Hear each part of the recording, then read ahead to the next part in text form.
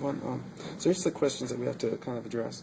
And I probably need a lot more of your input on this because, I might not be doing this so effectively. What are the expected learning outcomes for this particular learning plan? So all that is stated in the instruction. I want students to be able to construct, these exponential equations and to be able to graph them and to be able to solve them, basically by using the property of equality and inequality.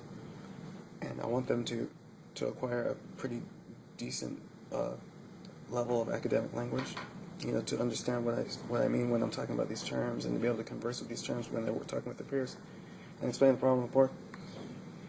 But specifically, what characteristics of learners have been incorporated into the learning plan? So we talked about this the other day. Probably need to change this a little bit, but characteristics of learners, you talked about how there's one student in the front of the class that said that when there's people making noise in the back of the classroom that she can't really concentrate.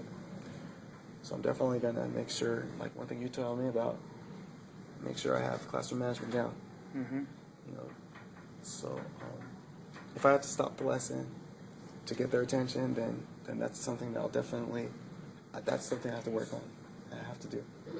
And you say they like looking at examples worked out on the board, so I'm going to try to do those as I give the lesson plenty of examples and have some of the students work on some of the examples as well, because I think they like that interaction. Characteristics of the learners, they don't like vocabulary. I think it's great that we're giving them a vocabulary packet so that they can actually write their own definitions in, and they can use that as a resource, as a study guide. Mm-hmm. Just little things like that. Of course, we have the strategy student intervention guides. I'm going to continually reference those. If they keep on asking me lower level questions, like about certain procedural questions that they should know already, then I'm going to probably spend minimal amount of time addressing those, and I'll refer to them to after school, tutoring if necessary, or after school help class, or asking their peers. It should be less of an issue as you start the chapter. But as you get into the chapter later, it'll crop up again. So good. Okay. So prerequisite knowledge and skills. Well,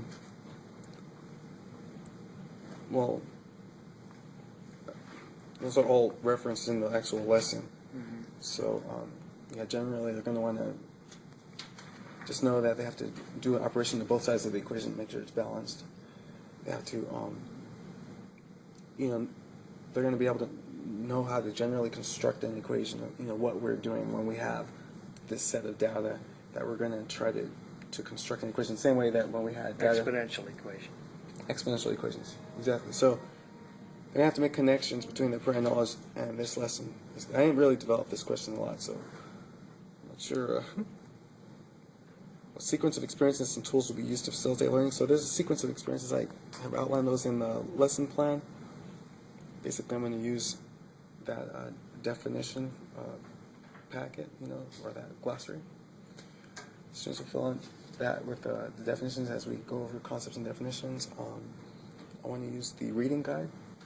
I want to kind of go over the textbook with them so that they're comfortable actually going home and looking at the examples in the textbook, examples and stuff like that.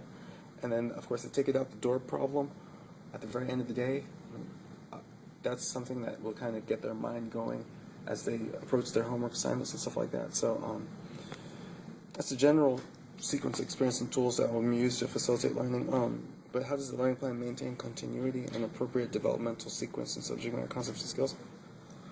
Well, that's always a hard question. Continuity, I have anticipatory activity that will kind of soft break the ice a little bit as they get into the heart of the lesson. When I use a definition or create a new concept or show them a new concept, I will show them an example immediately following that, and I will stress the academic vocabulary that's necessary to kind of understand the concept. Appropriate developmental sequence, and I will make references to prior knowledge that is useful, that might serve benefit for them to make a connection. I'm not sure exactly how to answer that question. I should work Yeah, more on and it. then have them do examples themselves to demonstrate that they've gotten what you were talking about. If you can build in the time for them to explain how they did those, even if it's some explain to each other, like a pair share type thing, explain to your partner how you did this, okay? And then I'll take, 2 volunteers to explain to the class or something like that, something to get them talking with that academic vocabulary you're asking for. So, Okay. yeah. Okay. Absolutely. I'm going to try that, the pair share activity, like as you were saying. How does learning plan fit into the larger curricular framework where we're just opening up Chapter 9, which is a chapter on exponential functions and logarithmic functions. And we just finished a chapter on radical inequalities and equations. So it's pretty nice because they're going to use those the knowledge about working with radicals when solving exponential equations. So it should be very useful for them. Okay. Let's see. How does learning plan support equitable student participation? Well, I definitely want to call on students more randomly. I'm thinking I'm going to actually try to use those equity stakes. I'm not going to tell students I'm not going to really use them though. I've got just gonna 3x5 cards. You can have the kids fill one out and then just pull them if you want. I mean, there. Okay. Yeah, I'm going to consider doing something like that as I ask questions because I only have 1 or 2 students who are always answering the questions. Yeah, they've seen those before in other classes. Right? You've had teachers do that, right? Yeah. Put your name on a card and just pull out the cards for who gets to answer next. Yeah. Yeah. Well, it's very useful generally because sometimes Landers has a program where it's like a computer program. It's called the Hat, and it picks a name out of a hat. So you can ask them about it. It's really random. We could try that. Okay. That'd be fun. Okay. I could program a randomizer. Yeah. I mean, it's not very difficult. Yeah, if you could download the roster out of school, and we could do something like that. Absolutely. But even then, if I had like the let's say the equity stakes or whatever, and I pulled one, and I know I just didn't want to call that student, I'll just pretend I was calling that student. So, I'm not gonna let them know that. Yeah. But anyhow, Research shows if it's your turn, you need to take the question that comes. randomly. Yep. And then if they can't answer it, then you're going to ask similar questions. You're going to give them hints. You're going to do what it takes to get them down to where they are at their level. And then you build them back up so they can answer the question. Oh. So that's definitely something I want to work on during the course of this time that we work together. I definitely want to try to be equitable in the classrooms.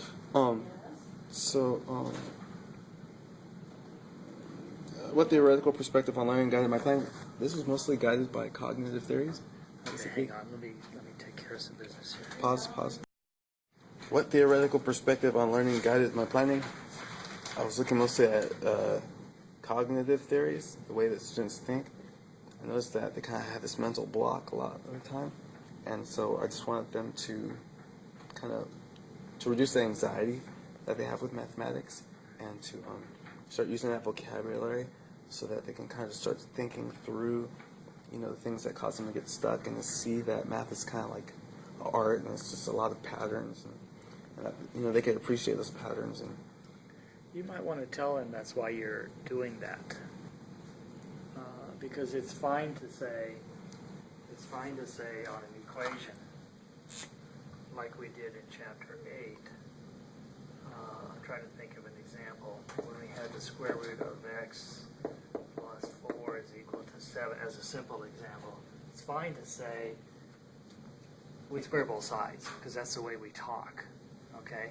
But if you start talking about the radicand here and the root, then later on when those words come up again, they're not foreign to them. So the more you can tell them why you're doing the academic vocabulary and why you're asking them to use the academic vocabulary, the better off they'll be in the long run. okay, I like that. That's something that I don't do a very good job of because I try to simplify it into their language if I can, but I think I need to think about continuing to stress the importance of them using the proper vocabulary. Absolutely, absolutely. Sounds like a project, huh? Yeah. Okay, so yeah, definitely. And now I'm trying to work in a zone of proximal development. That's the Vygotsky theory. That they need some assistance, and with assistance they can do great things and stuff like that. So I want them to. I want to see if this, I have to gauge the students of where they're at, and then I have to kind of model my instructional strategies in real time to meet them where they're at, so that they can learn. Instead of just giving up, saying, "Oh, this is too hard," or just nodding off, saying, "Oh, this is too easy." I have to meet with them where they're at and keep on modifying the levels questions I ask, and things like that. So how will I determine whether students have made progress towards applying the concepts and skills they've learned in the new and novel situations? Well, I have seen evidence of that. Just through some of the interventions that we've done, I've seen some students who, took the opportunity to use the intervention guide and as a means to get a better grade and to improve their test results. I'll really know that they are taking a lot out of this lesson when they are just using the academic vocabulary, and when they're talking about exponential functions, talking about exponential growth, exponential decay, and when they're looking at how they are supposed to solve exponential functions with a property of equality of an exponential function by taking the base away if it's common to both sides, or adding a base common to both sides and things like that. When they're actually starting to see the concept of what an exponential function is and how it works and things like that. So that's my hope. But yeah, that's how I'll know. I'll have that there will be definite progress when the students are able to communicate comfortably about exponential functions. And I think that's it. I think we're good. Okay.